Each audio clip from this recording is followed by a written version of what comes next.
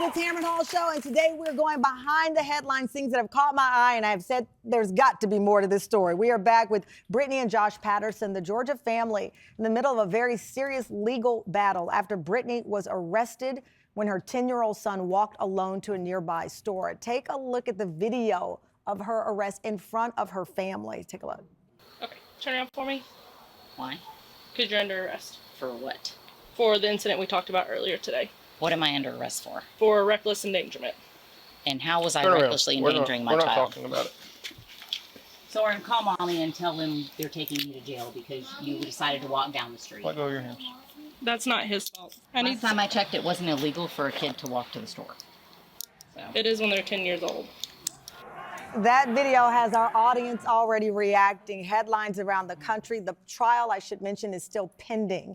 Brittany's attorney, David DeLugas, joins us with even more shocking details that have come out since the video went viral. Brittany, I'm going to go back to that moment. I would imagine I would have been in disbelief. I would have said, you have to be kidding me. What's going on here? Yeah. And your family was there? Yes. Your kids? All of my kids. Yeah. Have you ever been arrested before? Technically, yes. Technically.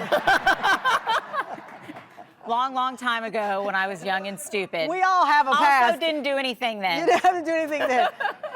But in seriousness, this was the first time you faced any serious interaction with authorities. Yeah. I don't even have a speeding ticket. And there you were in front of your kids. Mm-hmm. Did you feel anger, humiliation? How does I felt it all. I felt it all. At first, I was shocked. I didn't know that was going to happen, so I wasn't quite sure what was going on. And then once I realized I was going to jail no matter what I said or you're not getting out of handcuffs. So I then started to get angry because they were doing that in front of my children. What were the kids doing? Because we can't see them in that video. What were they doing? So Soren was in the office there with me, that door you can see in the video. He was sitting in there with me, so he saw the whole thing from the very beginning. My other daughter was just in the other room. The older two were up in their bedrooms. So they were all home, but they all, I asked if I could say goodbye to my children, so they all came out. I gave them a hug. But yeah, I got angrier and angrier as it went on because it didn't have to be handled that way. They could have asked me to come down to the station. They didn't have to come to my home, do it in front of my children. It's not like I'm a violent criminal that just, did something terrible. So yeah, I felt all the emotions.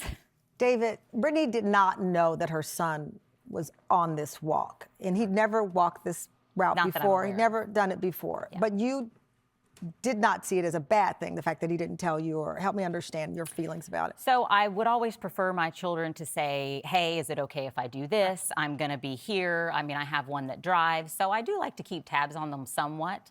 But it's not something that I would have said no to. So if he'd asked you would have said, okay, he could walk on there. Yeah.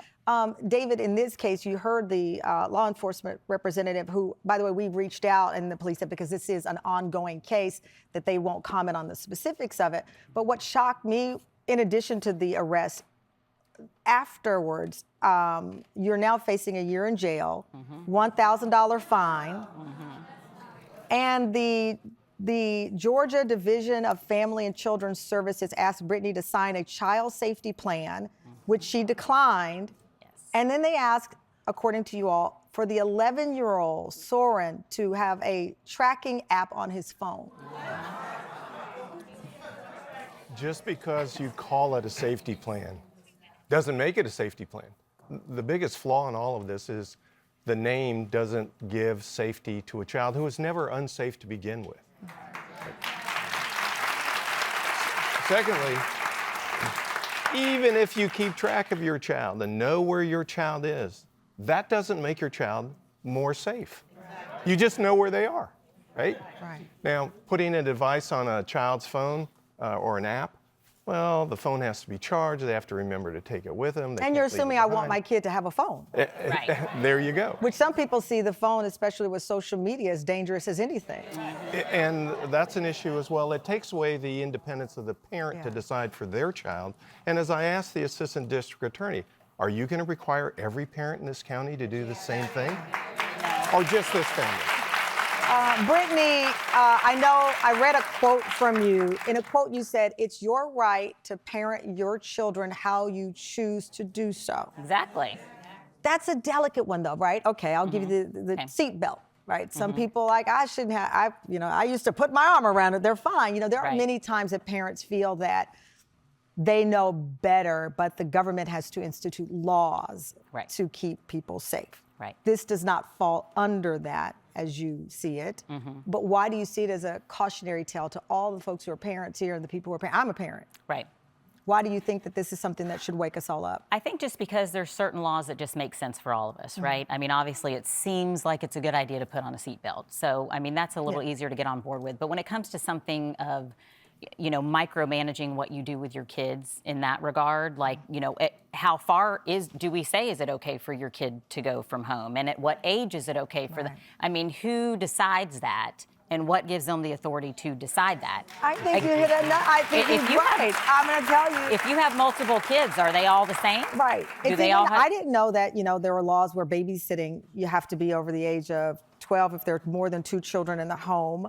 My son is a part of a program called Learn to Grow, and they send us a list of things that you want your child to be able to do to push their independence. One of them said, walk to the store alone. I live in New York City, and he's 5. So as I'm writing a note to the school of, are you crazy? Can you send me a copy of that? They actually said, we know this doesn't apply to children in New York. It's a national plan. So it makes sense for someone who grew up in Luling, Texas, or where you all are, but it wouldn't make sense for someone in New York. There's not a one-size-fits-all here, it seems. For every kid or every location. And listen, New York City is very big to me. I'm from a very rural area. What you all that live here might feel comfortable with your kids doing, maybe I wouldn't, but that's not my job to tell you what to do with your kids. Or the government. Yeah, or the government stuff. So right now, you're facing this fine and up to a year in jail. Are you afraid? Are you scared? How are you feeling? I think anybody would be afraid. I don't want to be away from my kids for a year. I don't really care so much about the fine. I think it's more about the year in jail. But I've always been a little bit of a fighter, if I'm being honest. So I feel like it's important, especially for my kids, to see me stand up for something that I believe in. And because that's how I want them to be.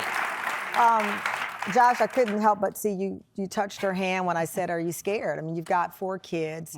Like you said, the fine is one thing, but the idea of being put in jail because your 10-year-old walked to the store alone. Yeah. It does. It creates a sense of anxiety, a sense of fear. Yeah. And not only, as parents, but within our children's too, is mom still going to be home? Is she going to be around? What happens if she goes to jail? And so we kind of had to begin preliminary conversations to prepare them for that potential reality. Now, we believe we're going to come through this thing on the right side. We firmly do. Well, we will keep our audience posted. You've set off a national conversation, and I really think an important one as we try to balance safety with the idea that kids need to be and should be encouraged to be independent. Agreed. Thank you so much for joining us. Thank We'll you, keep you up to guys. date. Go to our YouTube page for more.